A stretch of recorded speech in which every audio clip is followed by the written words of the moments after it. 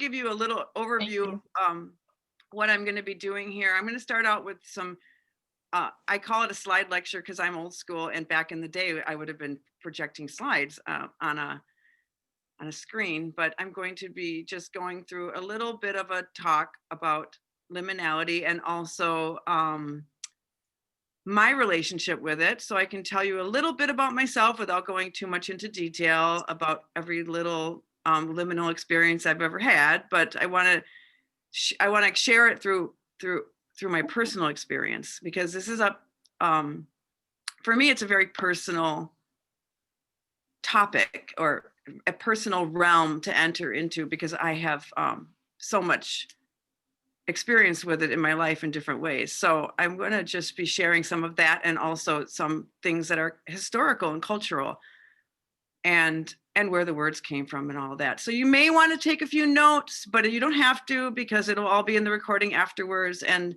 it's mostly just to give you a general idea of the possible definitions and understandings of liminality. And then we're going to actually start out our morning with a embodiment meditation. So the first thing we do as a group is going to be really, hopefully very relaxing for you, and very, like no pressure on you, and you just get to enjoy it. And after that, we'll enter into, we're going to be doing a little bit of automatic writing. So you'll need to have like paper and pencil, or paper and pen, because you'll immediately jump into, or pretty quickly after that, you'll jump into doing some automatic writing. So if you don't know what that is, it basically just means you just kind of write without any editing, without any censorship, without, even if you cannot pick up your pen from the paper, that's great. I mean, you just want to go, and I'll time you. And when we're done, we're done. So you just write, whatever is flowing through you. And there will be a nice little break in the class. So you're not expected to sit in your chair or wherever you're sitting on the floor for 2 hours straight. You'll get a chance to take a break, go to the bathroom, stretch, whatever. And of course you can do that whenever you want. And you can turn off your screen and do that whenever you want. This is a pretty long class, and some of these things can be really intense for people. So do what you need to do for yourself through the whole thing. And it's a little after 10, so I feel like it's okay to get started. And if anybody joins in later, that'll be fine. And so, okay. Just to give you a little warning, this is my first time doing screen sharing.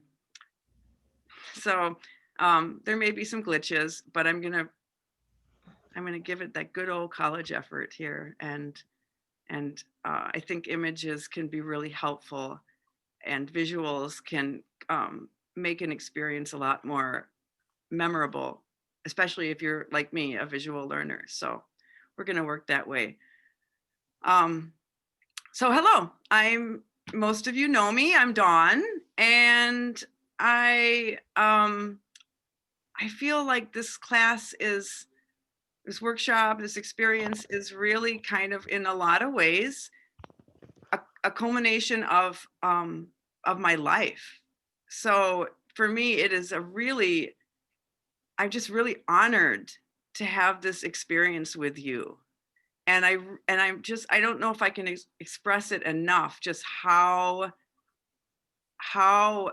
grateful I am for everyone here. You guys, I mean, I'm going to start crying if I get too much into that, but really, you guys are, it is amazing that you showed up for this. I know that a lot of it you were not really knowing what to expect. And so it's kind of like a vulnerable thing to do. And the fact that you're here it's just blowing my mind. So thank you so much for being here. And I am going to try to also be as vulnerable and really share myself with you during these 2 hours. Liminality is such a personal thing for me. In many ways, I have been a liminal person. I was going to go to speaker view. So I'm going to switch to speaker view now. So you guys are not in the recording anymore. And if you have your mic on, you might, like right now, it looks like you're showing up, Emily. So do you have your mic on? I think it just said that you muted me. I muted you. So yeah, mute yourself unless you want to speak, because Okay. otherwise the camera will switch to you. Yeah, the camera will switch to Bump you. your machine. Okay. But we love seeing you. Okay, so I'm not seeing myself in the main picture. Do you know why that is happening, Jess? Let's see. Let me just see if I can pin you. Okay, how is it now? Are you? Now I'm seeing you still. I wonder if I can do this. I'm going to pin myself. Okay, I think I got it now. All right, so now I am in the speaker view. You guys are, all the pressure's off of you. So I'm just going to give you a little personal history and I'm going to fix my dress. A little personal history about my own liminal experiences, which when I really look at my life now, going back 55 years and looking over my entire life, I realize that liminality has been an aspect of my life pretty much all along. In fact, probably the times where it wasn't were just times where I was suppressing it or ignoring it because I just wanted to belong, which is a very natural and human thing and important. We're social animals, but I have been a liminal person for all of my life. And I was born into a family, a biracial family. And as a result, immediately in the context of like the modern Western world, it was already a liminal person. And then through movement, became a liminal person in this country as an immigrant. And then in my adult life, I went through some pretty traumatic experiences with violence and the loss of a child. And that placed me in another a very, very intense liminal experience for many, many years of my life. Looking back on it, I realized that was actually an ongoing liminal experience that really lasted decades. I was not aware of that until it kind of came to its ending through a very liminal in itself experience of forgiveness. And so that life story, that those sequence of events or identities, which some were identities that kind of came out of life experience, and some were identities that were given to me by the society, by the culture I live in. So those are kind of things to think about when we're talking about liminality, that it's a very broad term, and there's different ways of experiencing it. You can experience yourself as a liminal person, and that might be something that's sort of not in your control. It could be something that's sort of just the culture you live in has decided for you. But you can also intentionally move into liminal experience when you feel a shift that happens where things are not right, you don't quite belong, and you actually intentionally remove yourself from like a collective experience in order to investigate and creatively explore what it means to be in this more open, expansive space of liminality. So, but for a lot of my life, I was not aware of that. And as a result, it was more of a sort of unconscious experience of being liminal, and sometimes very painful, but sometimes really incredible. And I think it's why I became an artist, because the artistic process is a very liminal experience also. And so it became a really effective and generative way for me to grow and understand myself. So one thing that happened, I'm not going to go through all these experiences. It would be like a 2-hour Zoom in itself, but I'm happy to share them at some time in the future, or if people have questions. But I do want to just skip right ahead to an experience that I had one morning. I was waking up, and that that in itself is liminal. When you are in between the sleep state and the waking state, you're actually in a liminal state. So all of us have those experiences of kind of being half awake, half asleep, and all kinds of things can happen in that state. Maybe you hear a voice. Sometimes I hear someone talking to me, or I hear my name, but there's no one there. You might see images, you might have visions. It's perfectly normal. These experiences are very much a part of who we are. And in that state, in that undefined state of being, it's not asleep, it's not awake. You don't really have like your identity as fixed, and a lot more is possible for most people. So one morning about, gosh, I think it's been a couple years, I was in that state of waking up and I heard a chorus of children singing. And I heard these lines, which are actually the first lines of this song. The interesting thing about this is I had never heard this song, but I heard just the first couple lines, and I heard these children singing this in this beautiful chorus in my head. I didn't want to wake up because it was just so beautiful. And I stayed in with that for a while, and I just kept hearing those first two lines over and over again being sung. So that was when I did finally gain full consciousness. I was really curious about that. And I kind of came out of it and I Googled it, and I found this song by Jane Siberry, who is actually an artist that I really enjoy. I just only had one CD of hers, and the song was not on it, and I had no idea it existed. But I'll give you a minute to read. There's a typo in there, so sorry about that, but I'll give you a minute to read it.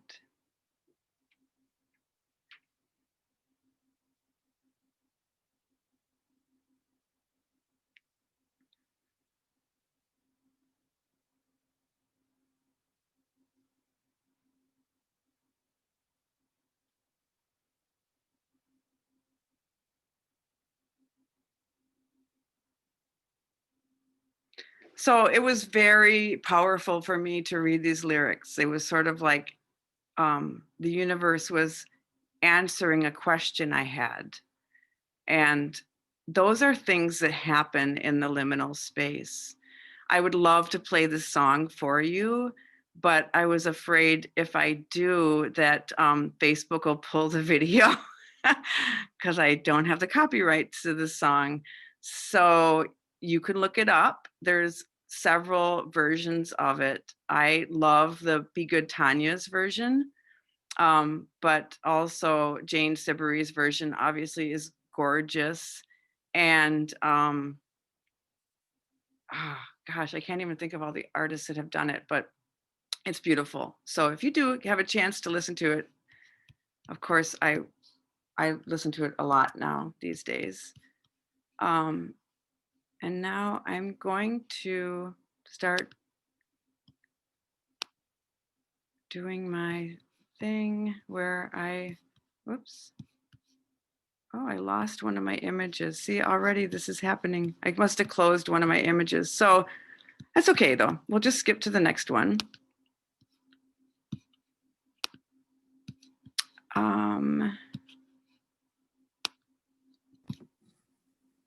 I'm seeing liminality in the shadows of modern life. Yes, that's right. I just wanted to get that full screen. So if you're here, one of the reasons you're here is probably because you somehow related to those words between the cracks.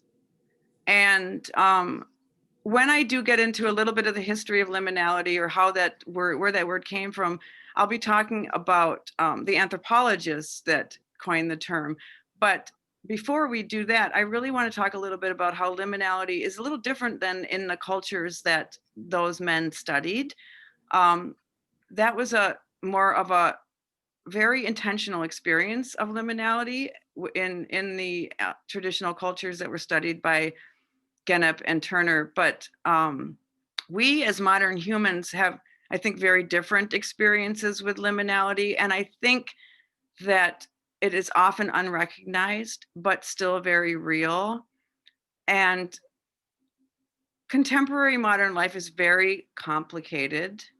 So if you think of it as like sort of a surface, and the surface is what you're supposed to be acknowledging. The surface of life is sort of like what we're being told is a story, right? But the surface appears flat, but really there's all these little divots in the surface. And in all those little divots or all those little crevices, there are beings. There are beings existing, humans, all different species of beings, all different forms of life that are not acknowledged by the surface reality. And I'm not even talking about like the unseen world. I'm even just talking about nature and people who don't fit into a fixed definition of what it really means to be a modern human. So in the shadows of modern life, there's so many potentials for liminality. And I think that people move in and out of it often, and it can cause a lot of anguish, suffering, or isolation, and so that in that way the liminal experience can be really kind of unsettling. And so what I really believe in is that the more you know, I'm gonna just stop the share because I messed up that picture there. Okay, now we're gonna start a new share. The more you know, the more you understand about it, the more you can actually be in control of your experience, and as a result, intentional, as the traditional societies that were studied by the anthropologists were. And the experience of liminality then can be really rewarding and lead to personal growth, social growth, and even global change in a way that is more, instead of just kind of rolling with what's happening, you actually are guiding the experience for yourself and others. So I wanted to introduce this word transpersonal just because it's going to come up, and I think it's really important as a way of understanding that this is not the same thing as liminality, but it's a very liminal experience, but it's a very personal experience. So this is a psychological term, transpersonal. And what we're talking about when we talk about transpersonal are the states and the areas of consciousness beyond the personal identity. And when I say personal identity, I mean like who you say you are, who all the stories that have either been created for you and passed down to you, or the stories that you've created about yourself. All these are stories, all these are ideas. And when you go into the transpersonal as an individual, you go beyond those stories. This can be really liberating, or it can be kind of excruciating, and people talk a lot about ego. So when you have moments where all of a sudden your ego is being challenged and you realize like, oh my gosh, if I don't let go of this, I'm just going to be suffering. Like that is a transpersonal like conflict there that you're having, where the expansion beyond that identity is offering itself to you, but your fixed personality identity, who you think or say you are, is kind of stopping that from happening. And I think a lot of that is happening right now in our lives, just because of the changes we're going through as society. So let's talk a little bit about liminality now. The word liminality. I did it again. Sorry, you guys. See, I told you I would be kind of a newbie with some of this stuff. I'm going to go to a different picture because I closed that picture, but that's okay. This one will work too. So the word liminality comes from the Latin root limen, and the definition of that is threshold. So it was first used by the anthropologist Arnold van Genep in the early part of the 1900s. I think his book came out in 1906, and then later reintroduced and popularized by Victor Turner in the 60s. The idea of the threshold is the space between So you are leaving something and you are moving towards something, but there is this period of time where you are in between those two things, the known and the unknown future. It's a transitional phase. The Franciscan friar and author Richard Rohr says it very well, and I think better than I will, especially now. And so I'm going to read what Richard Rohr has said about it, where we are betwixt and between the familiar and the completely unknown. There alone our world left behind, while we are not sure of the new existence. So this is a moment, whether it's in the personal experience or in a global or a community experience or a family experience, where the old world is able to fall apart because there is a bigger world being revealed.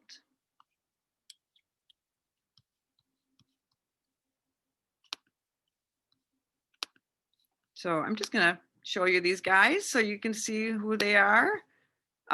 This is Arnold van Genep. So an anthropologist from the turn of the century, not this last century, but the century before. So his work has now been with us for over a century. The person who really popularized, oops, I did it again. I got to close up Van Genep and open up Turner. The person that really popularized the term in a more like collective cultural way is Victor Turner from the 60s. I think he has a very kind face. He was an anthropologist who went to Zambia in the 1960s, and he worked with a group of people called the Ndembe, and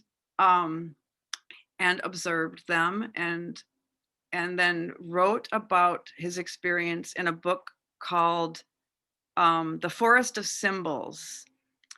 And I'm going to talk a little bit about what Victor Turner got out of that. So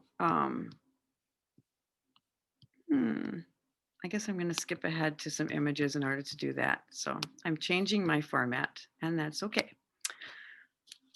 Victor Turner broke it all down into stages. He talked about liminality as something that happened in stages. So the first stage of liminality, I want to make this full screen, but I'm gonna, oops, I have trouble. There we go. The first, oh, this is actually before the first stage. So this is like normalcy. And one of the things that I did want to say about liminality is that if you don't ever experience the liminal in your life, we begin to idealize normalcy. I think it's really important to remember this when it gets uncomfortable, because when it gets uncomfortable, you want to go back. You want to say like, hey, this is too hard. I liked my ego, or, you know, I liked my identity, or I liked the way the world was before. And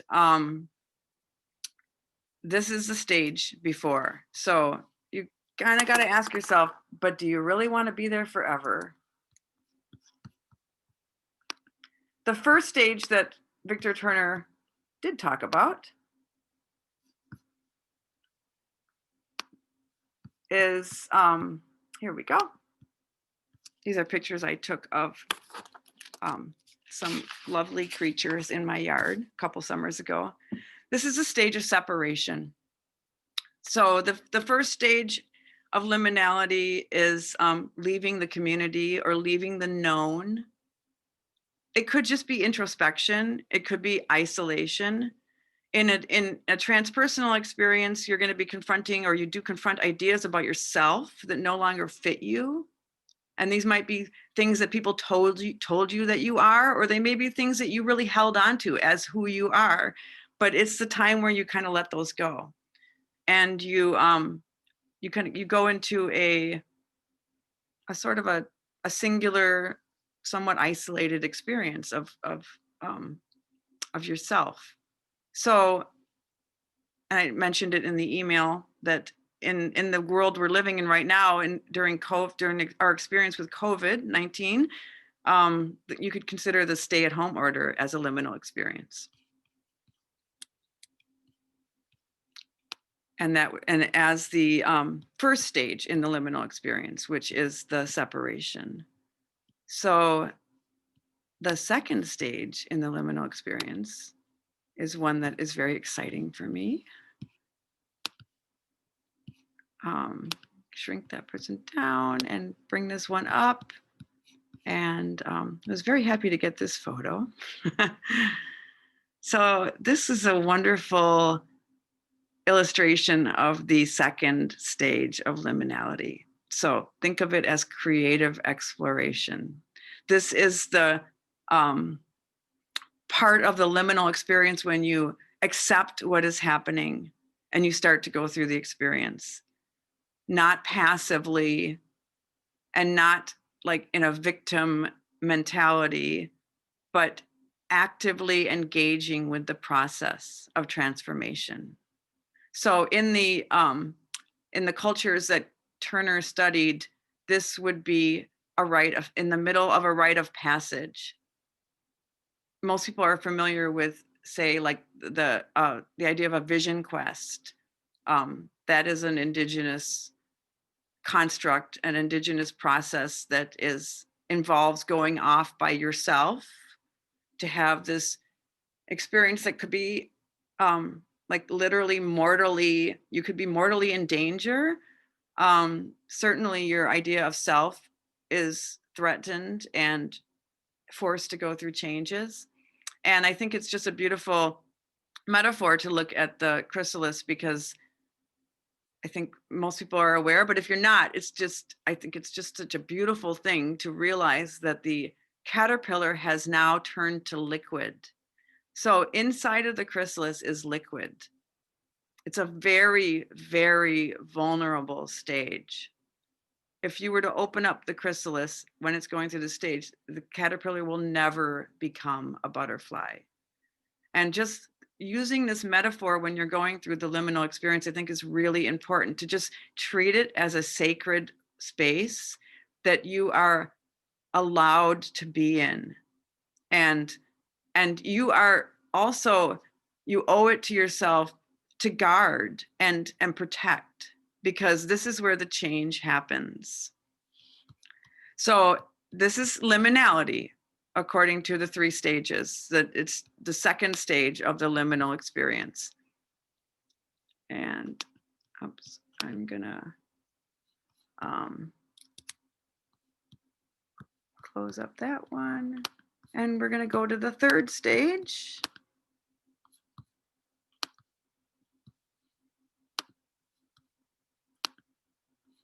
And in the words of Turner, in Turner's definitions, the 3rd stage of liminality is reincorporation. And in the cultures that he studied, it was a really, really important part and a vital part. The 2 don't exist alone. You have to have the 3rd stage in order to complete the ceremony, the rite of passage.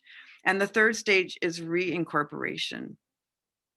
So what that is depends on the experience. Reincorporation in a traditional society meant, like, you know, the young people or the individual or whoever it is that is going off into the wild or through this rite of passage is then welcomed back into the community.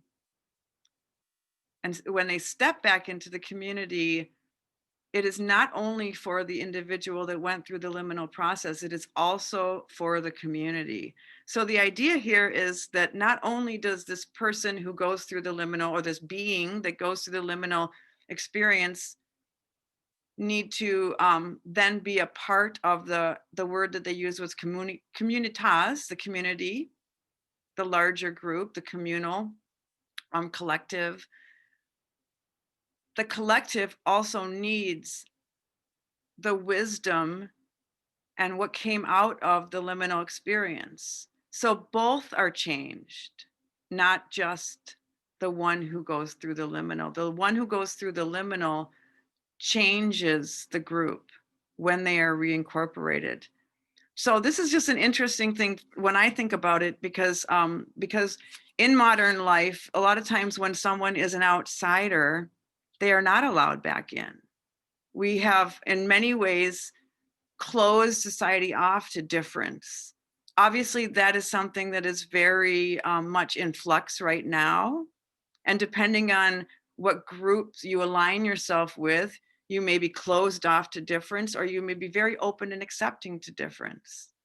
And the pluralism of the world we live in, and not just human world, but the world. So all the species, all the languages, all the different ways of thinking,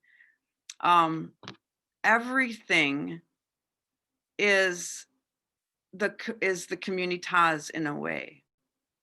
And every difference is something that the collective needs in order to become all that it can be. So I'm talking about it in a really big way now, and we can also go back to something more specific. So I love this picture. I took this photograph a couple years ago when I was taking my grandson to Family Art Day at the Chicago Museum of Contemporary Art. So I brought this picture up because there are times in society when the individual who has been sort of cast aside or isolated or set aside as a liminal group is then welcomed back into the community. And with that has something really important to share.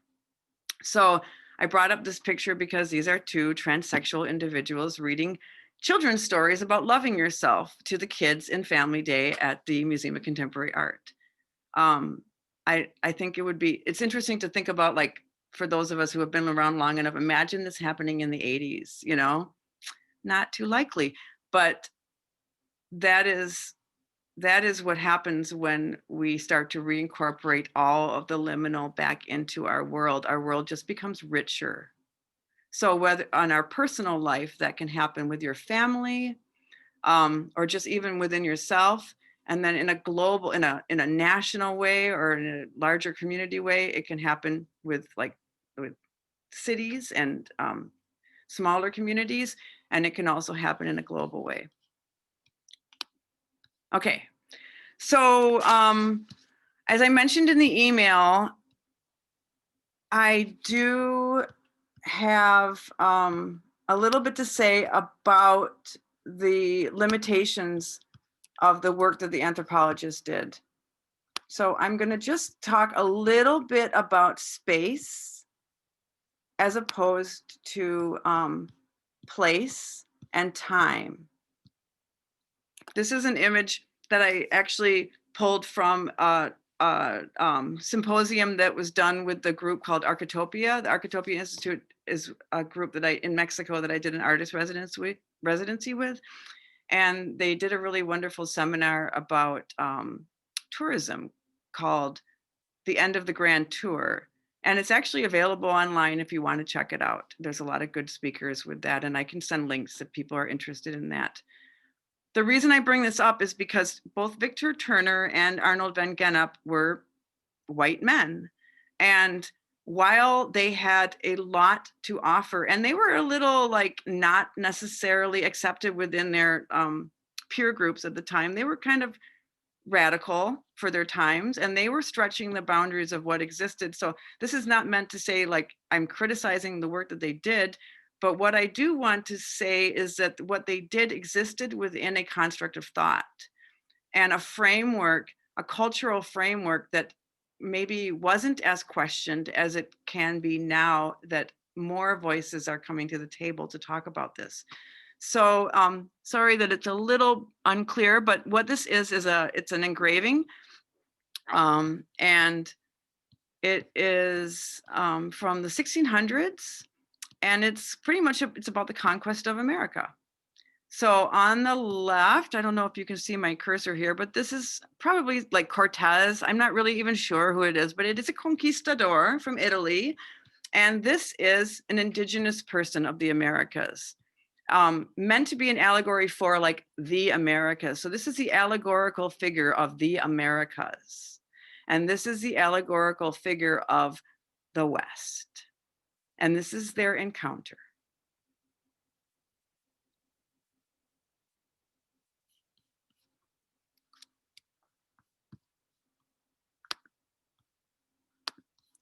So what I want to say about this is that one exists in space and one exists as someone who creates the world, someone who exists on a timeline at a point in time and exists on a map in a place, and then, takes his flag and sticks the flag in different places of the map, claiming place.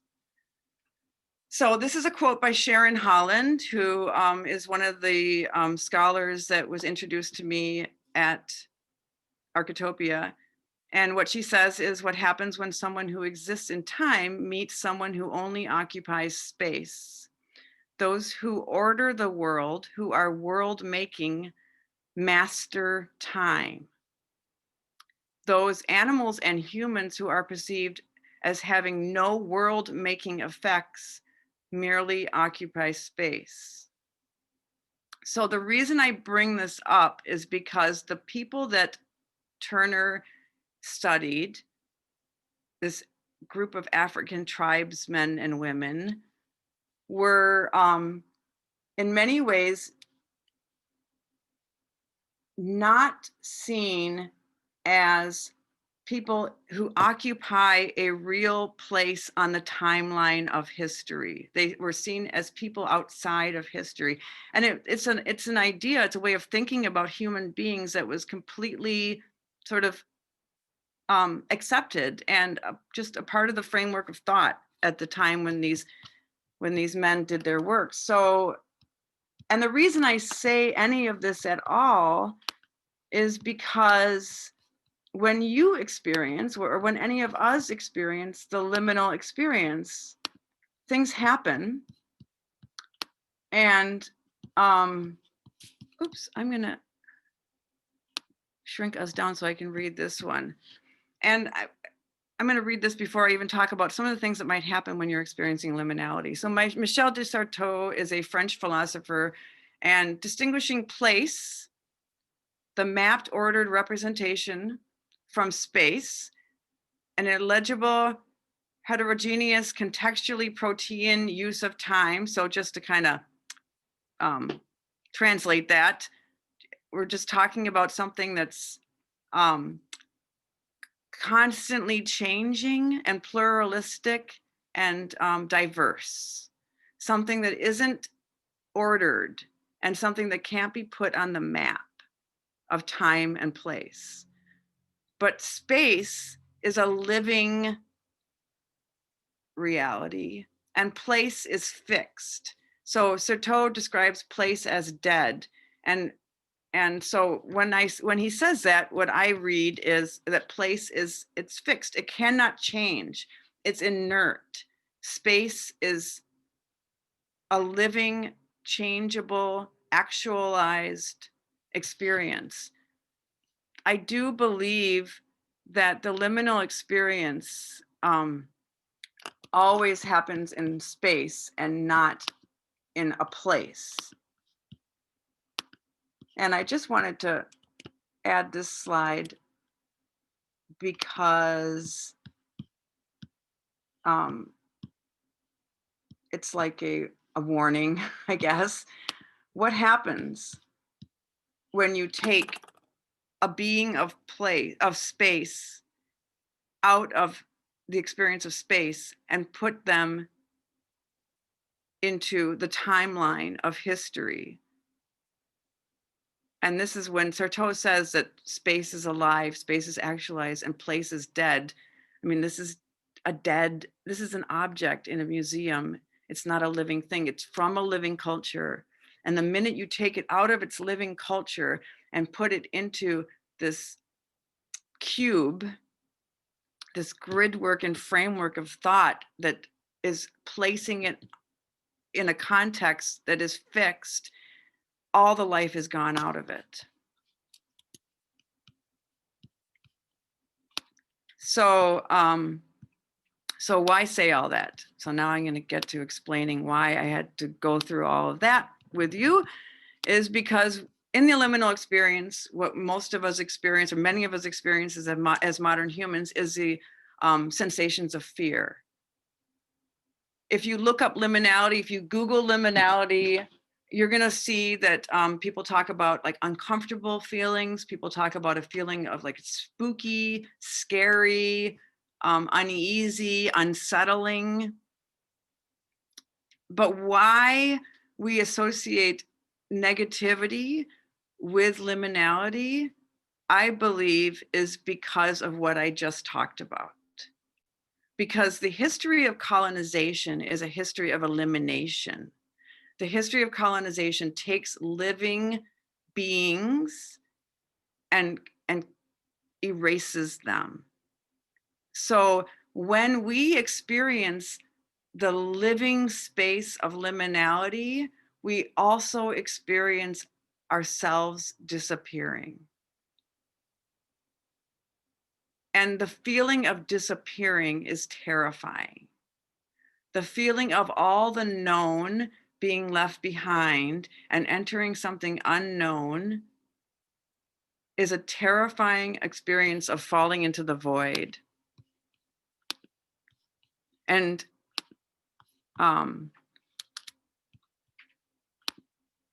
fear creates a sense of separation. So we are leaving the known, which is a construct of separation. It separates like humans from nature, you know, it separates ourselves from everyone else. All these constructs of separation that we live in the world,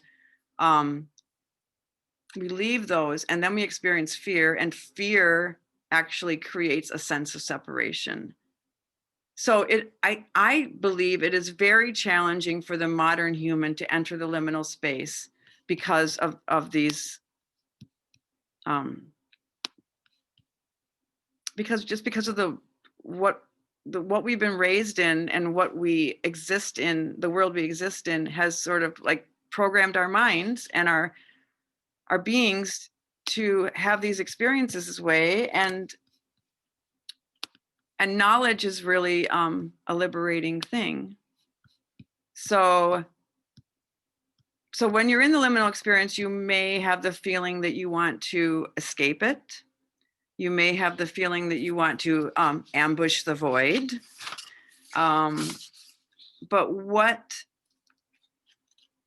what we can do is we can become embodied.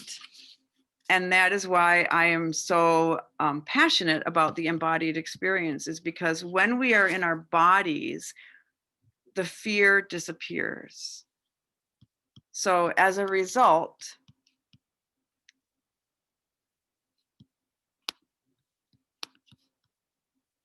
we can face these aspects of ourselves that have been eliminated and erased.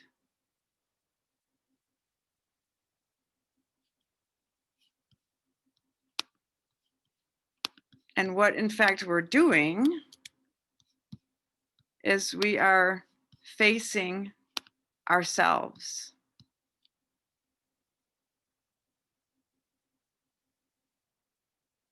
Facing the fear, understanding the fear, and then entering into your body, which is not where the fear comes from, is in fact the experience of facing your true self. And I think this is why we go through liminal experiences. This is the true purpose of the liminal experience, is to face your true self.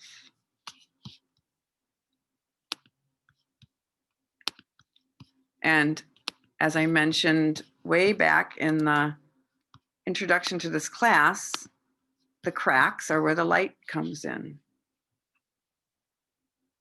So now, hopefully, I communicated somehow in that lecture, which turned out to be a little longer than I wanted, but hopefully you can understand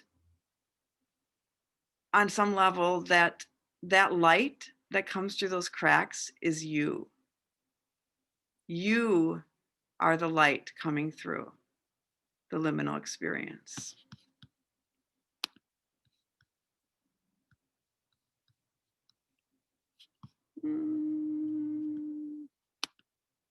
Okay.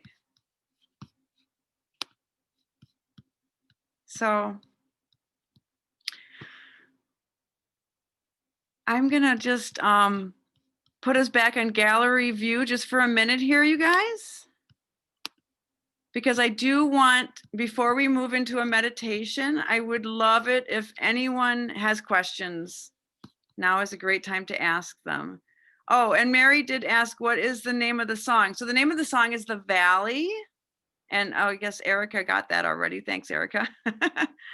But anyone have any questions about anything before you go into your meditation? I know that was a lot. Yes. Hi, Mary. Hey, Dawn. Hi. So I want to understand sort of the time aspect of this. 'Cause Sure. I feel as I explore this concept for myself, I understand the space aspect a little better.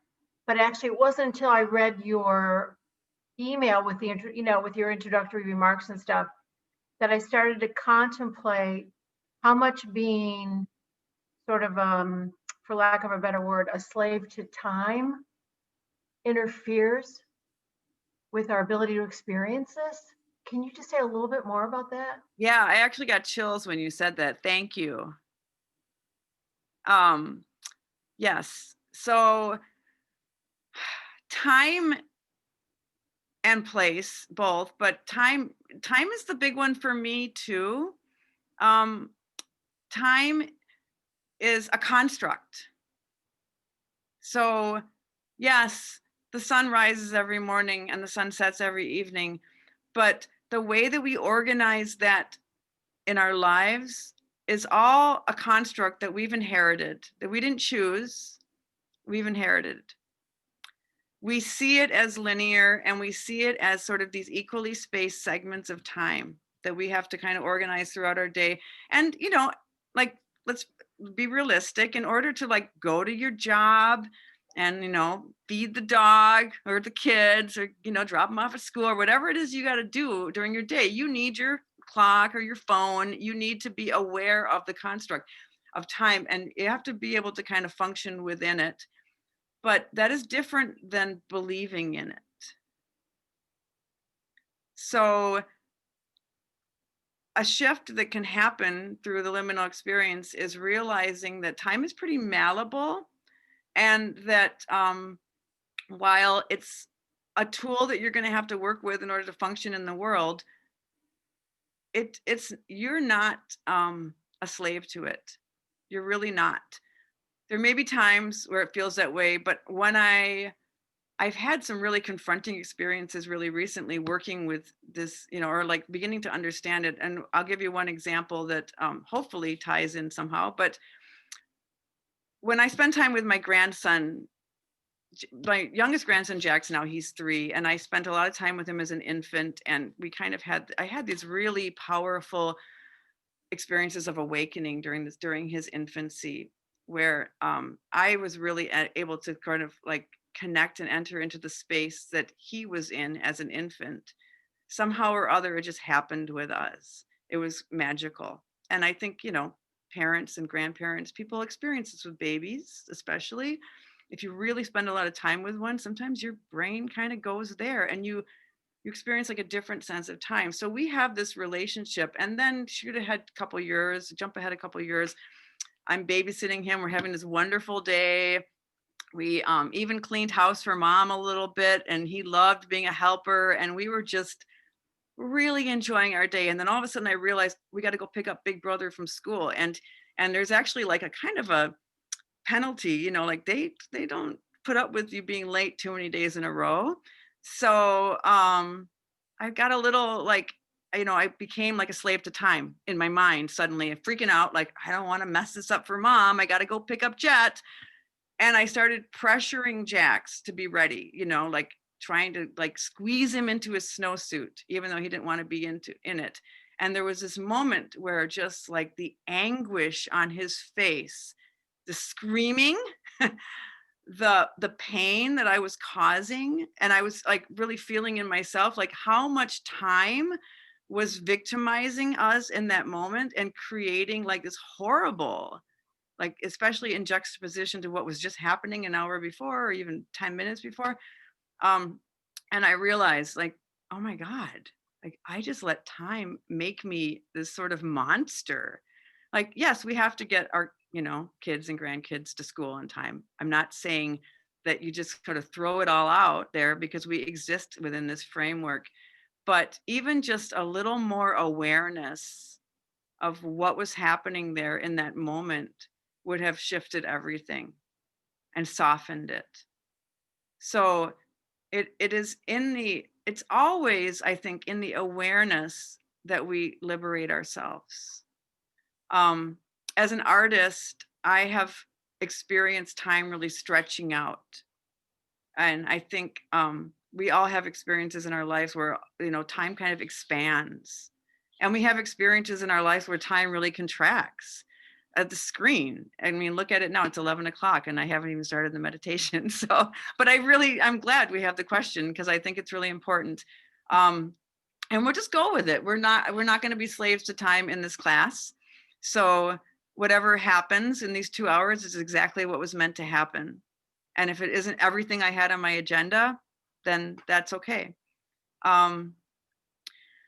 I think it's a really gradual releasing that happens. We don't just have a realization. I mean, you can have a really big realization in your life. I had a spiritual awakening in my life where for 3 weeks I was walking around the streets of Chicago and dogs were running up to me and strangers on the street were smiling at me and saying hello. And I would literally have my hands full and be walking towards a door. And at that very moment, someone would walk up to the door and open it. Like, I don't like, it still is hard for me to wrap my head around what was happening at that time. But I had to squeeze myself back into my life eventually and go home and live with all the identities that I had created for myself. And when that happened, it was horrible and painful. And it felt like my body was being crushed, and time started controlling me again. And my ego started controlling me again. And all these things from the past before that, like huge transformational moment in my life, all those things from the past, like came back as cages holding me in, and I had to like one by one look at them and then let them go. And I'm still in that process. I'm not claiming that that is finished by any means, but that is kind of how it happens. Like you might have this sudden realization where this idea hits and you realize like, oh my God, it's just an idea. Time is just an idea that someone had in order to like organize the day. And now we're all in it. And when you have that realization, it doesn't mean you're suddenly free. It just means like now the work begins. And you're going to start to learn how to work with time so that you are not a slave to it. And then at the same time, probably not be like me all the time where like you really kind of forget it's there. Does anyone else have any other questions? Okay, I'm going to go back to the speaker view. And I think I'm even like, while I do the meditation, I'm going to pull up an image so that you're actually looking at a beautiful image. But what I really want you to do is close your eyes for this. And we are going to move through an embodiment meditation. It's going to not be too long so that you'll actually have time to take a break. And because I know you guys have been sitting for a while now and listening to me talk. So you get a chance to close your eyes and relax. And let me see what I can pull up, what I have left. Let's do this one. Whoops. Let's try that again. There we go.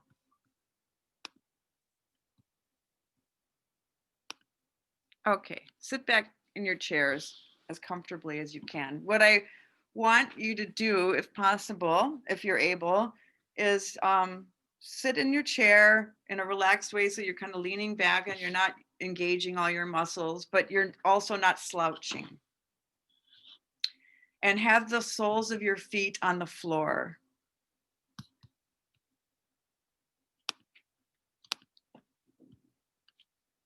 Now I'll just give you guys a minute to get comfortable. And while you're doing that, I just want to remind you that the body is fully present. So your body is not all the stories that you carry around in your head. And it isn't creating stories about possible futures, and it isn't creating stories about who you are, how great I am, or how messed up I am. This terrible thing my teacher did 10 years ago or 30 years ago, or this terrible thing my father did to me, or whatever else is leading the narrative that led you to this very moment that you're sitting in, is in your head. So your body is experiencing pure sensation. It's not lying to you. It's not distorting what is happening right now. So trust it. Okay, just let your eyes gently close and just feel the weight of your body against the chair. Feel your feet on the floor. And just begin to feel your breath moving through your body. And I hope everybody can hear me okay. If not, just, well, I guess you won't be able to tell me. So I'm going to just move closer for this a little bit so that I know you can hear me.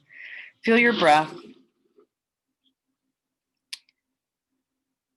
Start at the soles of your feet and feel your breath starting from underneath them and pulling up through your body and up your legs and into your pelvis and hips and abdomen. Feel your seat, your butt, your hips, and your pelvic floor. Feel those all on the chair. And then breathe into them.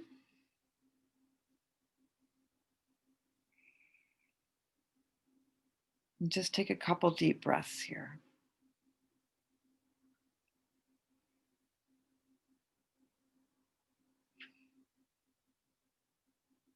Now, as you breathe, imagine a large column that goes up from your pelvic floor, through your abdomen, through your ribs, through your heart, your throat, up through your head, and out through the top of your head.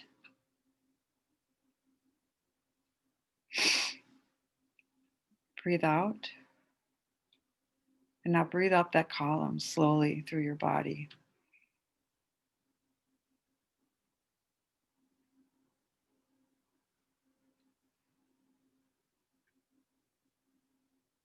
And then exhale.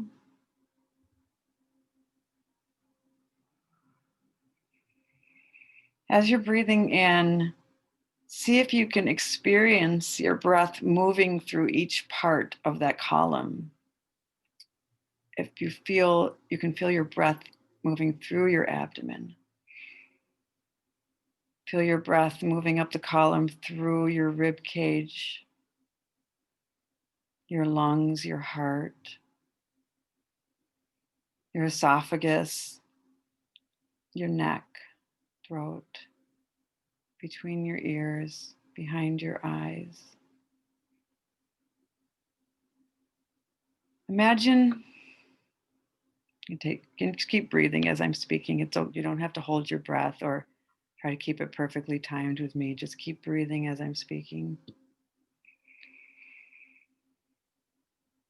Imagine yourself as a willow tree. One of those beautiful weeping willows with a really straight trunk that rises up and then branches out into these beautiful sweeping, draping branches full of glistening green leaves, glistening in the wind. Now, as you breathe up the tree trunk from the roots. And this column in your body is your tree trunk. And then burst through the top of your head into these beautiful green glistening leaves. And as you exhale, the leaves glisten and spiral through your body. Back down to your base. And then just breathe this way now. And be the willow tree.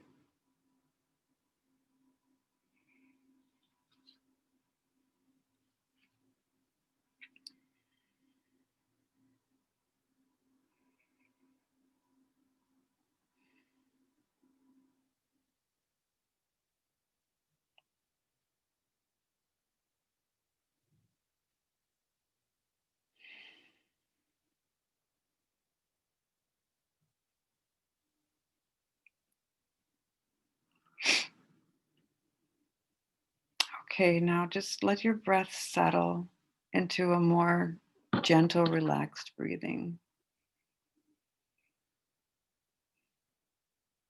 Try to let it dissipate through your whole body when you exhale.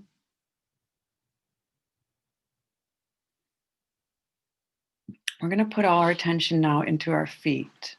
I want you to feel yourself in your feet. Breathe into your feet and be feet. You are feet. And just let anything that arises in your mind arise. And if nothing's there, that's fine. Just feel yourself as feet. Your energy, you are breath, you are being, just being feet. Are you a color? Are you a texture? What are the qualities of you? Now bring this attention up your calves. So breathe into your calves.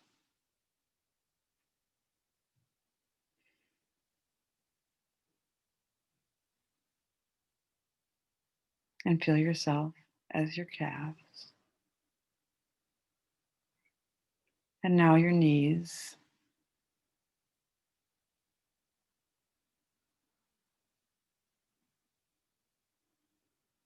And just keep letting that breath and awareness move up your body. Into your thighs.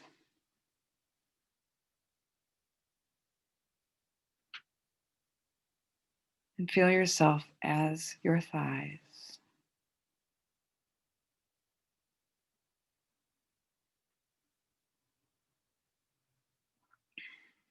And now your pelvis and your hips and your buttocks. Feel yourself fill this seat of your body with breath. Feel this space and try to feel the sensation of where you touch the seat of the chair. Try to distinguish or not. Try to notice where you end and where the chair begins. See if you are also a little bit of the chair.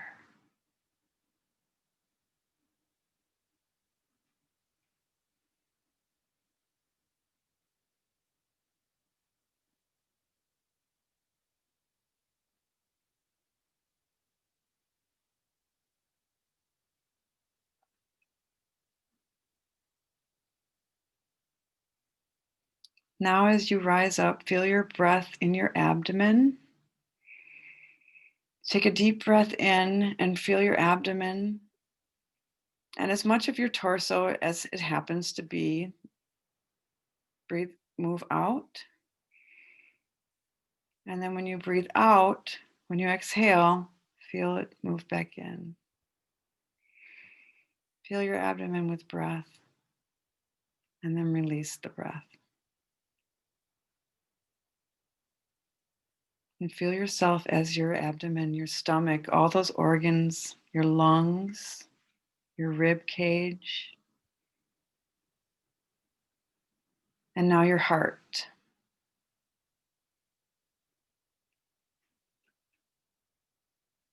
Bring your attention to your heart. Spend a little time here.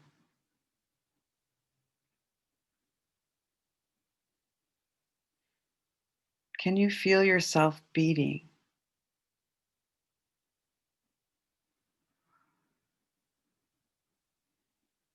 This is you.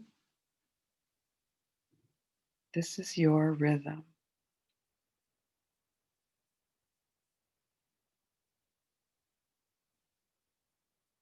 Go into this rhythm and just breathe gently with it and enjoy being a heart.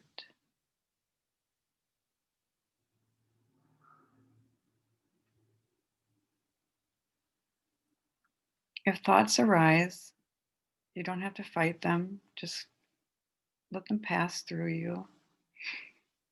If you experience a color or a certain quality to being in your heart, to being a heart, just notice it.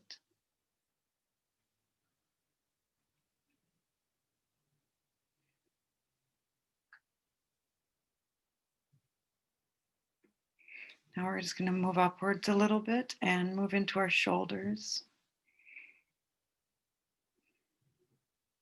Breathe into your shoulders and feel yourself in your shoulders. Try to relax them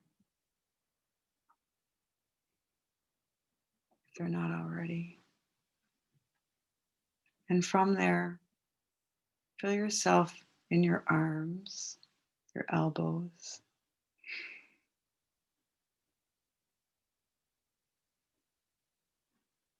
See if you can breathe into and feel yourself in both arms in a balanced way, being two arms at once.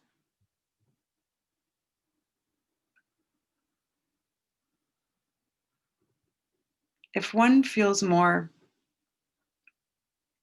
evident than the other, try to breathe into the one that is fading into the background a bit,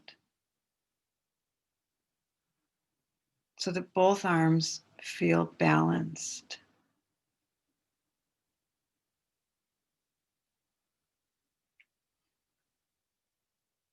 And now feel yourself in your hands. And maybe you want to turn your hands so that your palms are up, whatever's comfortable for you. Feel your entire hand. Feel yourself as every finger and your thumb and your palm and your knuckles.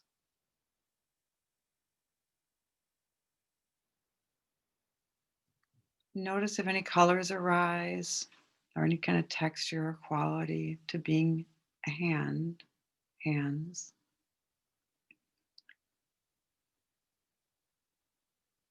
Notice if you feel that rhythm that is you.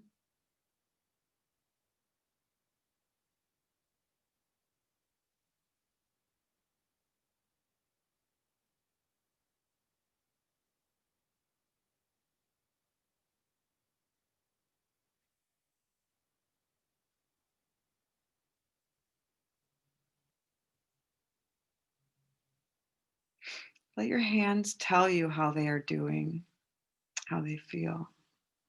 Is one feeling better than the other? Does one need a little more of your attention, a little more of your breath? If so, give it to it. And feel your hands together, balanced and equal.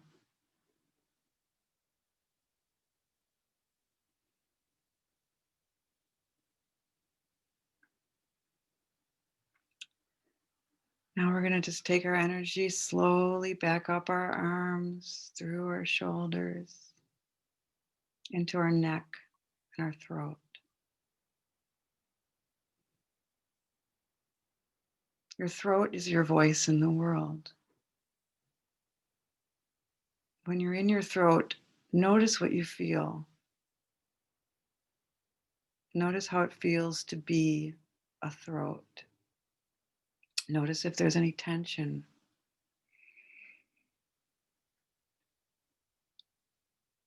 Or if it's harder to be there than in other parts of your body, or easier.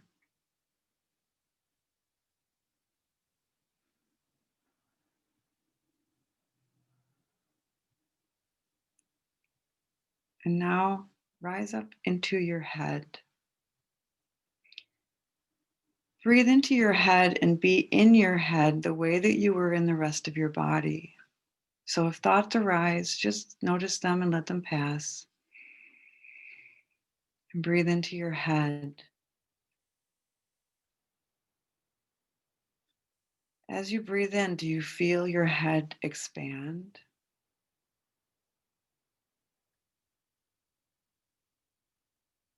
See if you can feel your eyes perfectly balanced. Notice if you feel your ears.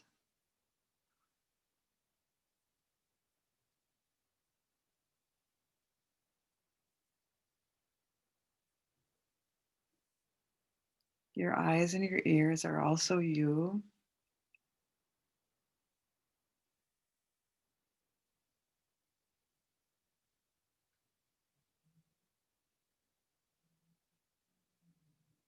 So bring the breath there and notice what's happening.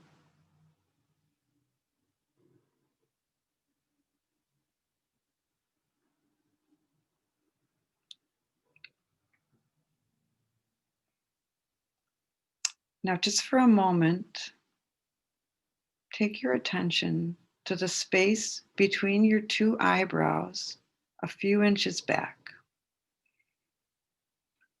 So just kind of right in the center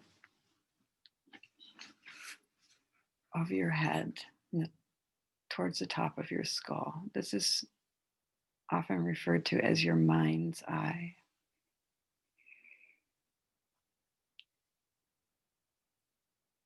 In this space, just relax and breathe.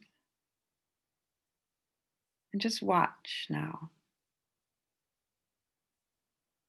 Just watch that space as if it's a movie screen. And just breathe into it. You might see something or you might see nothing.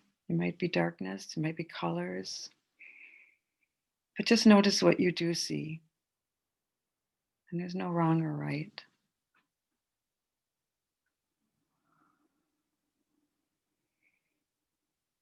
Now bring your breath and your attention upward as if you're opening a door at the top of your head. And just breathe this door open and breathe out anything that you want to breathe out that door. Breathe in love, unconditional love. And breathe out anything that still feels heavy inside of you.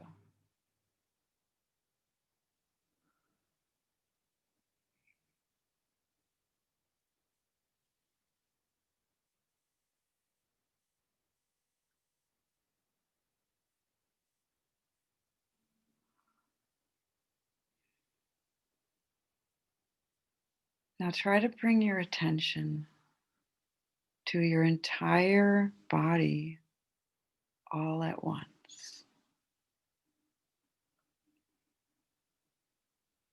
See if you can feel everything together.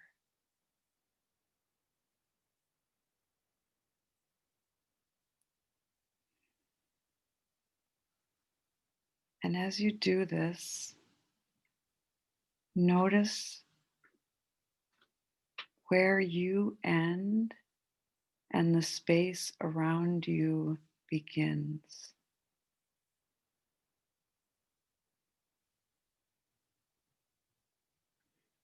Just breathe into that.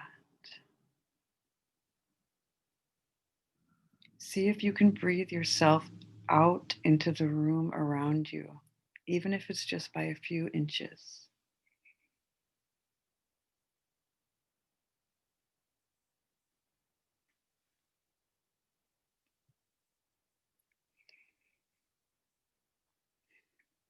Breathe into your space.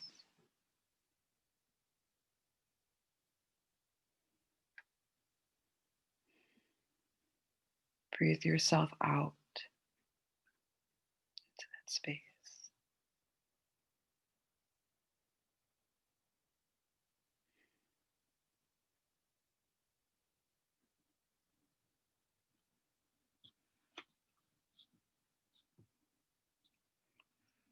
Okay.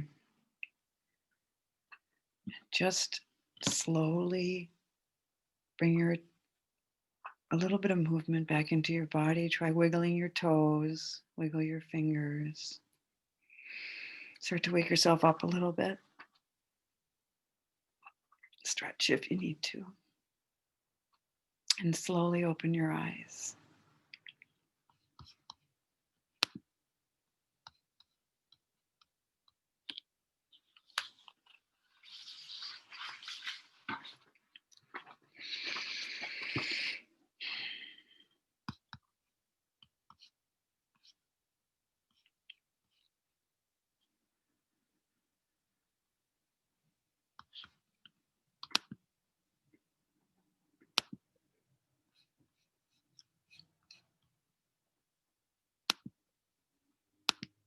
Take as much time as you need to come back from that.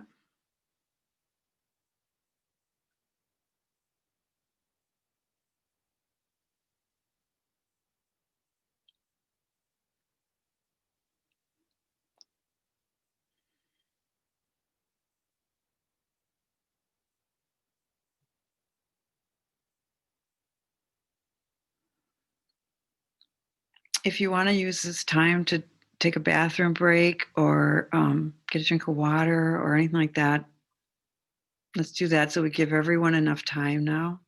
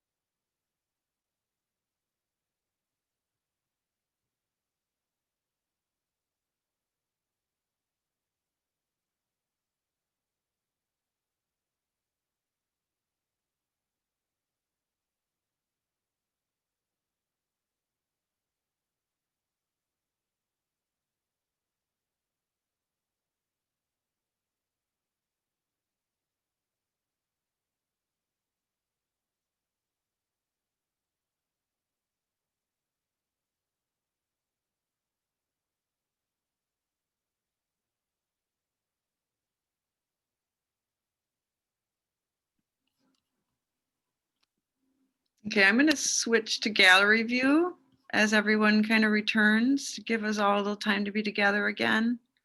And feel free to not have your camera on if you don't want to be seen in the video. It's up to you. Just want to check in with you guys now and see how everyone's doing.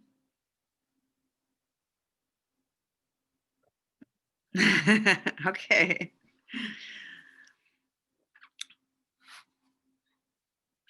So yeah, I have to work a little on timing. My original plan, we were going to do a writing exercise and an art exercise, but I'm realizing in order to stick to our 2-hour time limit for today, I'm going to actually give you the writing exercise as like optional homework. And then we'll move into an art exercise for the last half hour of this workshop. But before we start that, I would love to hear a little bit if anybody feels like talking. So what the writing exercise is going to be was going to be in class if I wouldn't have gone on quite so much with my slide lecture is an automatic writing assignment. So you'll be able to do this on your own time. Where you will just write, give yourself a time frame that you're comfortable with. I suggest like 10 minutes is good. If you want to go longer and make it a 15-minute and put a timer on so that when it's done, it's done. So set a timer on your phone or whatever for 10, 15 minutes and open up a piece of paper and just write the words, "My body has a message for me." And then just write and write and write. So you may want to, when you do this on your own time, you may want to actually kind of take yourself back into that meditation. The video will be up so you can actually like kind of fast forward to it and do the meditation again with me, or you can just kind of go from memory and do your own version of it. And then when you get done, try doing a little automatic writing to actually verbalize, to put down in words what your body had to tell you in that meditation. And if anybody wants to share anything now, I would really love to hear it.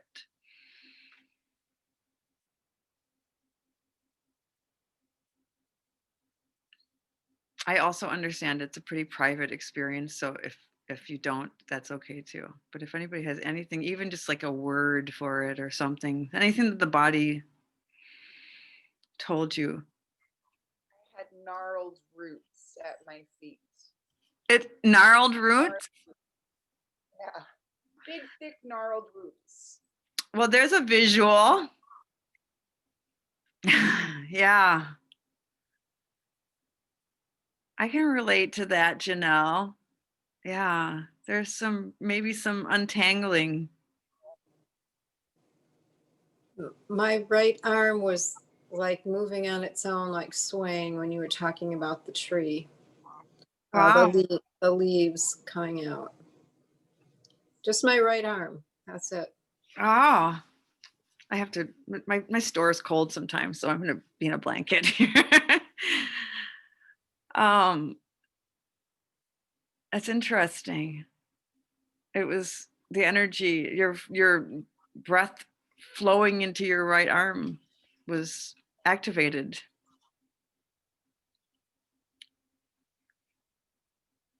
So maybe even when you're writing, oh, that'll be interesting. Are you right-handed? So maybe when you're writing, that arm has more to say. Probably. Looks like we have a message here. Just really quickly want to make sure there's nothing in chat I should get to. Oh, thank you. Yes, thank you. Anyone else?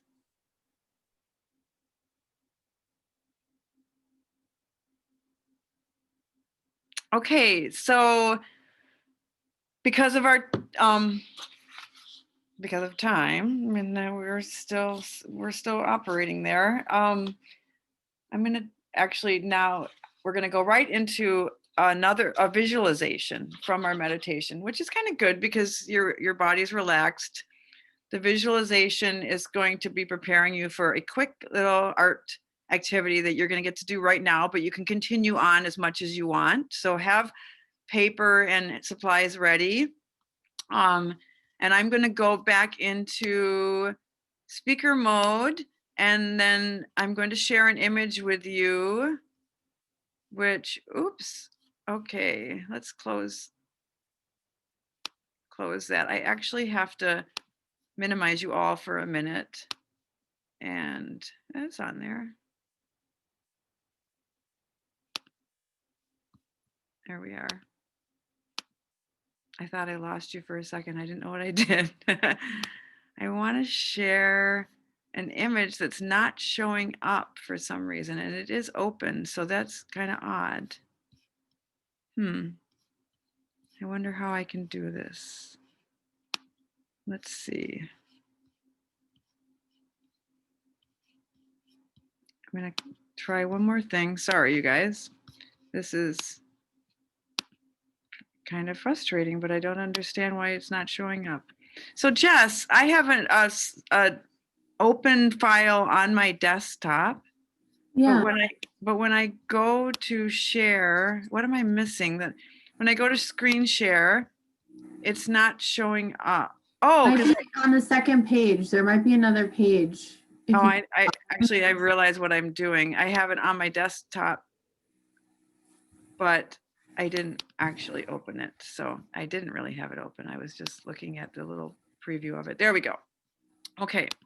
So I'm going to show you this picture, and it is of a piece of art that I went to visit when I was in Chicago years ago by an artist named Roman Ondak, and it's called Escape Circuit.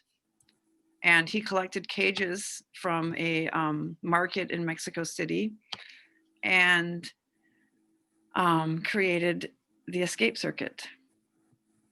So when I went to this show at the Arts Club of Chicago and saw this, it actually the first thing I thought of was liminal space. I saw the spaces in between the cages as being, for me, the content of the piece. And but the cages are the constructs that we've been talking about. The cages are the places that we live in our lives. And Roman Ondak's vision of this, like, as a life path, it's a sort of it's a little bleak, this moving from cage to cage, but sometimes it feels that way. I think we all can maybe relate a little bit to the idea of, like, you kind of like long for freedom. You kind of get out of one like trap or situation, and then it's almost like you move into this another version of it. But the interesting thing for me is these liminal spaces in between the cages, where for a moment you are not in a cage. So what I want everyone to do now is we're going to just do a little visualizing. So we're closing up your eyes, sitting in your chair. I want you to like visualize now that you are actually sitting in your chair inside of one of those cages. So if you need to look at the picture and pick a cage,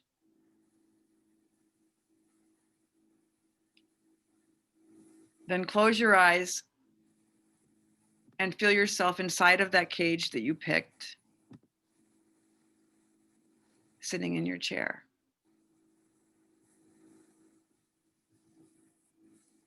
And now you are in a cage and you are doing this breathing that you just did, where you start to expand beyond these boundaries that you thought you had of yourself.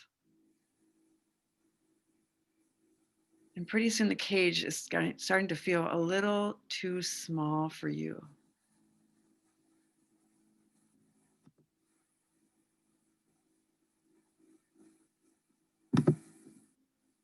You're outgrowing your cage.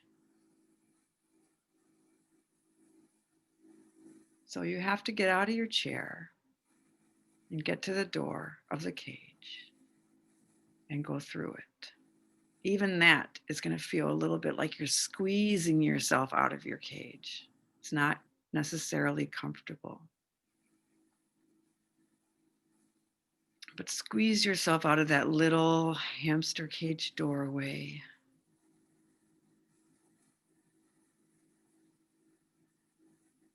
And into the space between the two. You're facing another doorway to another cage. And you have this moment where you have a choice. If you move into that next cage, you're going to be in a space that's defined for you that you know will be safe, that you'll be fine because you kind of know what to expect. But you have another choice. You can start to breathe yourself bigger. Possibly so big that you won't be able to get back into the cage.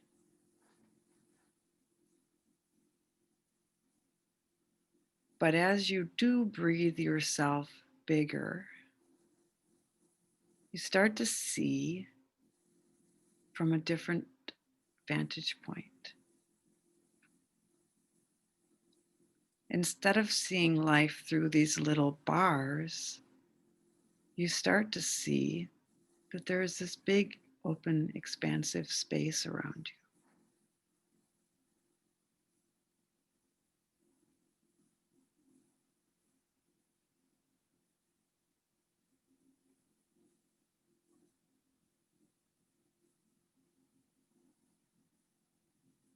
And I want you to notice in this space what you see. If there's a color or colors, if it looks like anything recognizable, or if it looks like something completely unknown, if it's distinctive or vague. Are you alone? Or is there something or anything in the space with you? And if so, can you see it or feel it? Or how do you experience anything other than you in the space?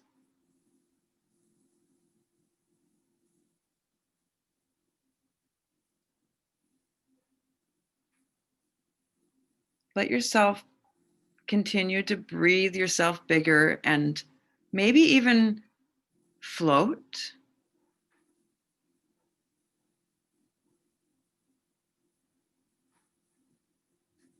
And maybe you want to float around this space that you're in now. Get a good look at it, looking back at what you came from.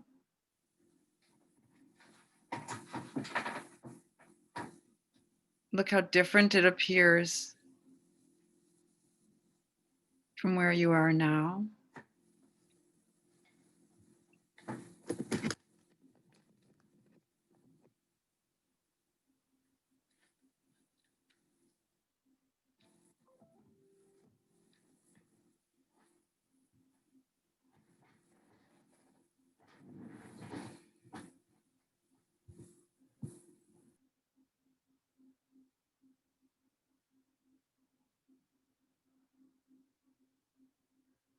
And I'm going to give you a choice now. For the last moments of this visualization, I'm going to give you a choice. You can stay in this space, or if you want, you can squeeze yourself back into the next cage. If you decide to do that, you can take everything that you saw and everything that you were in that big, open, expansive space with you. You're just going to squeeze it back through the doorway. So you're going to bring yourself back into this density.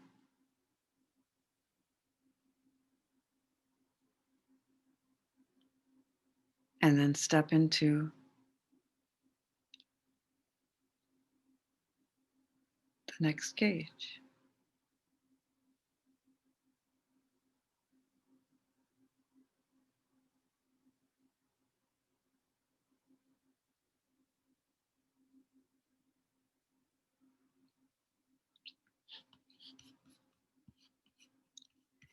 And then I left the picture up on the screen. You can open your eyes and take a look at those cages if that is at all helpful or inspiring to you. What you saw might have been very different than that, and that's good. I really just intended that as sort of a starting point for you. I'm going to close it up and come back. So we have just like 15 minutes of art making now. So what I want you to do with your paint or your markers or your crayons or whatever you have is draw, paint, create space. So this is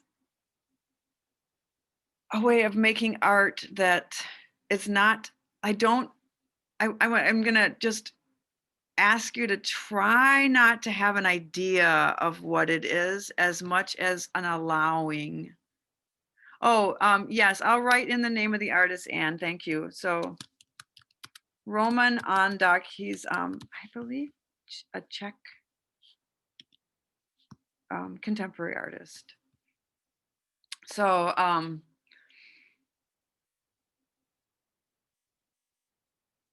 try when you put your paintbrush or your marker or your pen on the paper now, try to let what you saw or experienced and felt in that visualization come through you. And think of your experience these 10, 15 minutes of art making as allowing. You're not doing in the sense that we may be used to, you are allowing. So those visions that you saw, anything you felt or saw or experienced on any level with any of your senses, just like let them come through that arm that you were breathing through. Let them come through that hand that you experienced yourself as. And then just let it out. Just let it out.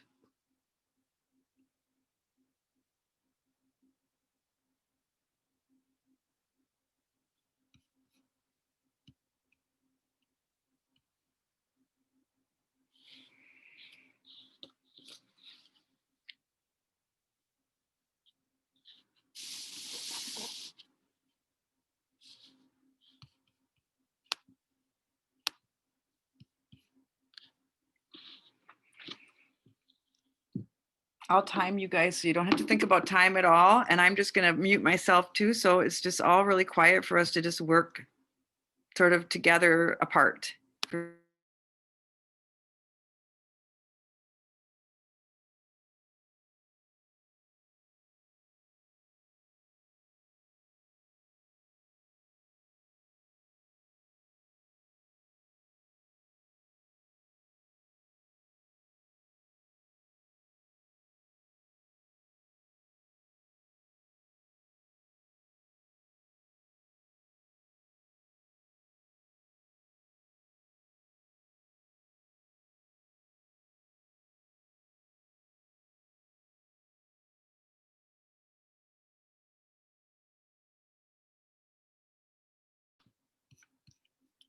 Okay, I lied a little bit. I do want to say one thing that I had jotted down for myself, which I think would help too, especially if you're feeling stuck, but it looks like you guys are going, so that's good.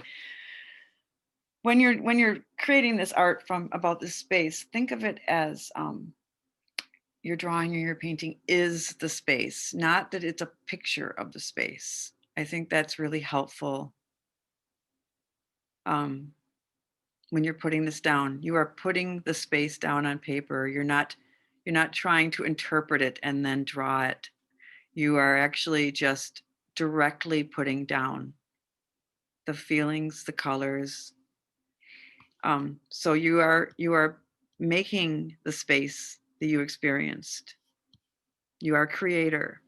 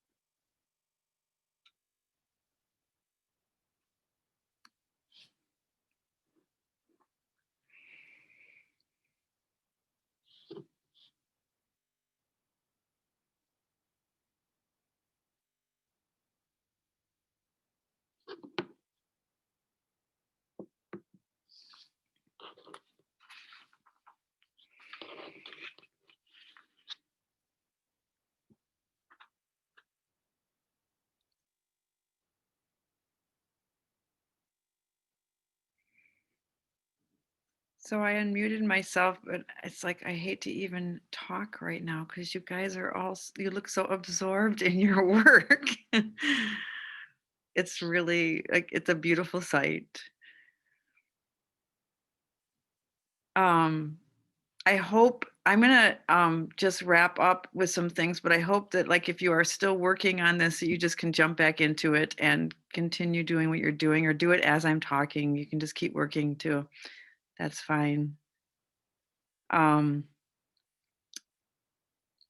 Take as long as you want, do as many as you want. I don't really have assignments because everything is really optional in this workshop. So what I would suggest, especially if you want to put something in the show, is to just keep working with these ideas and see what you come up with. So take a little time with what you've been feeling and creating in this workshop, and then think of it as like, now you're going to kind of translate that into a piece of art.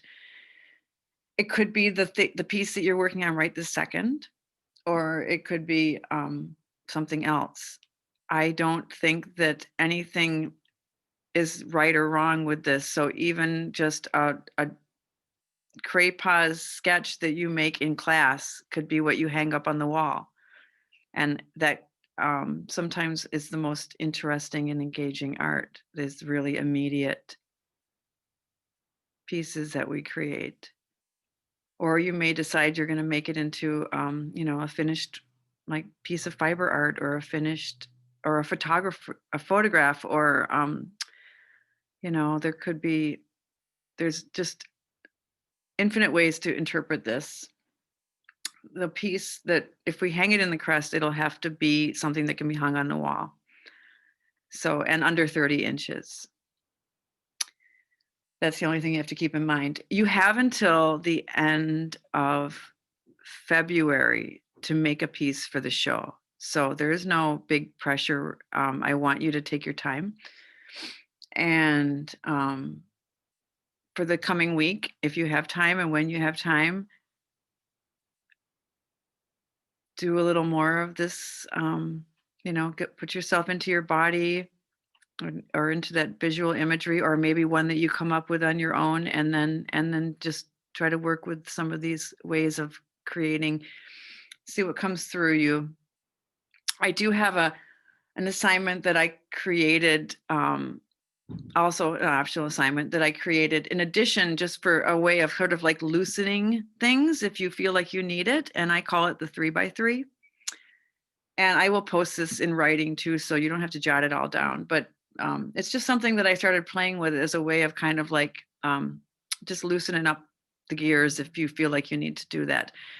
So what I did for this, and I posted a couple on Instagram, is it's a combination of writing and images, and go through some old photographs, either on your laptop or pull out that box of old photos or some magazines or whatever you have with images. And I want you to pick 3 images. One is what I am leaving behind. 2 is the crossroads. And 3 is what I will keep with me. And then when you look through the photographs, try to see if you have a photograph that sort of fits that for you, or the images. And you can be cutting pictures out of magazines or just copying and pasting things from the internet. However you get your images is fine. They can be personal or not. And then I want you to kind of like do a little mixing them up so that they're not necessarily in that order. And then individually take one of those images and just be with it for a minute and write a sentence. Whatever's like, look at it, and whatever words come looking at that image, not thinking now of why you picked it, just looking at the image, and write a sentence, or just even just a series of words that come out on the page. And then do that with each photograph, and then put them back in order, and you have your 3-line poem. And do that as much as you need to kind of like get to where it feels maybe a little more comfortable, this idea of like moving through, because you won't really lose yourself in the liminal space. It's more that you find yourself. But there is this aspect of, there's something that's true in you that you want to keep with you. You don't want to go completely over the edge. Nope, none of us do. We keep ourselves grounded, and that's a good reason to keep coming back to the body. So yeah, play with that. Play with this assignment, or this art assignment that you just did. If anyone wants to hold theirs up. Another thing too, if you feel comfortable and you love what you made just now, I would love to see them. If you want to share them, you can send me an image, or you can share it on, I think I have to switch the settings of the event page so that anyone can post. I think in the discussion right now, it's not. Oh, look at that. Thank you, Kathy.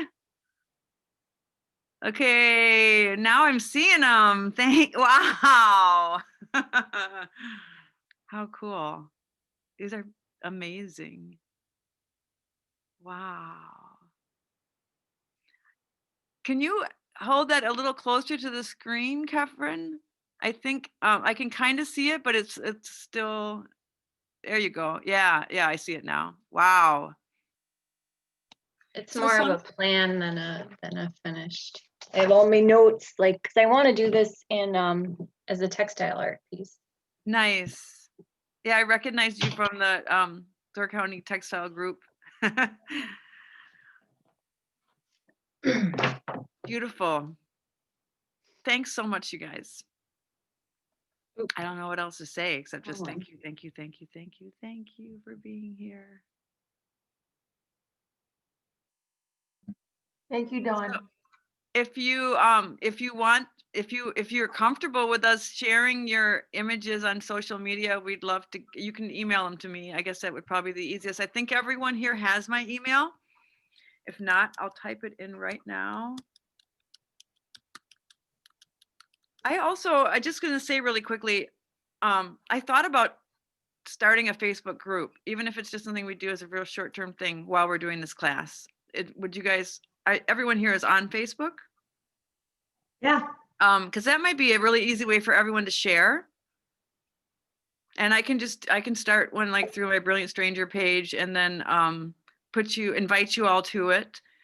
And then, let you know it's up there, so you can just go and join it. And I'll start it as a private group so that, discussions aren't public. And then it would be an easy way for us all to share together as a group while you're working on things for this class, because we can inspire each other. I did a lot of talking today, and that isn't really my intention for next week. So even for the rest of this process, I really want to hear back now that you've dived into this. I really want to hear, anything that has come up. I'm really interested to hear about your process. So I'll get that started, and make sure you all know that's up, and then happy creating. Thank you, Dawn. Thank you. Thank you. Thank you. Thank you. Can you please repeat the last process that you want us to do? This visualization, and do it on Facebook or in the email Oh, with the photos? yeah, so if you have something you want to share from the class, something like any of the sketches or writing or anything that you want to share that you're okay with publicly sharing, I'm going to start a Facebook group. I'll call it Between the Cracks, so it'll be easy to find, and I'll also let you guys know it's there. Also, you can email me an image, and that would be just to dawn@brilliantstranger.com. I wrote Dawn@brilliantstranger on the chat, but it's dawn@brilliantstranger.com. That's my email address. And you can also email me if you have any questions and you just want to have like a one-on-one discussion in any way. Anything comes up, just send me an email, or message me on Facebook. You can message me through my Brilliant Stranger page. If we're not connected on Facebook, you can friend request me and I will accept it, and we can message that way too. Whatever is the way that you like to communicate, and works easiest for you. I did realize, I learned the hard way through this class, that MailChimp doesn't always deliver everyone's emails. So I'm not going to try to do a mass email through MailChimp, because people that have Gmail, some of them got it and some of them didn't. So I'll either email you directly through my brilliantstranger.com email or message you on Facebook. But I'll make sure that everyone gets communication, but I would love to see images. And if you're comfortable sharing. Dawn, could you just, when you were talking about the 3 steps, what was Oh, the yeah. step? It was like crossroads, and then could you just? Yeah, so the 3x3 assignment, and I'll actually write this out on the event page too, so that if you didn't get it all or you forget something, I'll write this assignment out. Okay. That'd be But great. basically, you're going to find the 3 images. One image represents what I am leaving behind. The second image represents the crossroads. And the third image represents what I will keep with me. Okay. Is that just for us to do our work on our own, or are we gonna? Yeah, share this that? is totally optional if you just feel kind of like you want to. It's a very, like, to have something kind of specific like that can be really helpful to just to like get things loosened up. It's sort of like like if you're in a sport and you got to spend a couple, like 10 minutes doing warm-ups. It's a great way to warm up before creating art. So if you want to look at Brilliant Stranger on Instagram, if you're on Instagram, I did do a couple myself and I did them really quickly. So they're certainly not like some kind of super like worked through piece. But I just did them for myself as exercises to try it out. So I think the last 2 things I posted possibly on Instagram are the 3 images that you can scroll through, and then the words below as a poem. Can you also put it on our Facebook page, because I don't have Instagram? Yes, I will do that. Thank you. Okay, so I have some homework too. Yes. And now you can relax a little bit. Yeah, I know. I was like, and now I'm in the store and I have to open up in a few minutes. So I'm gonna get that going, and Thank have a you. great day, everyone. Beautiful. Thank you. Dawn. That was awesome. See you Thank next you. week. Thank you. I love doing it. Thank you so much.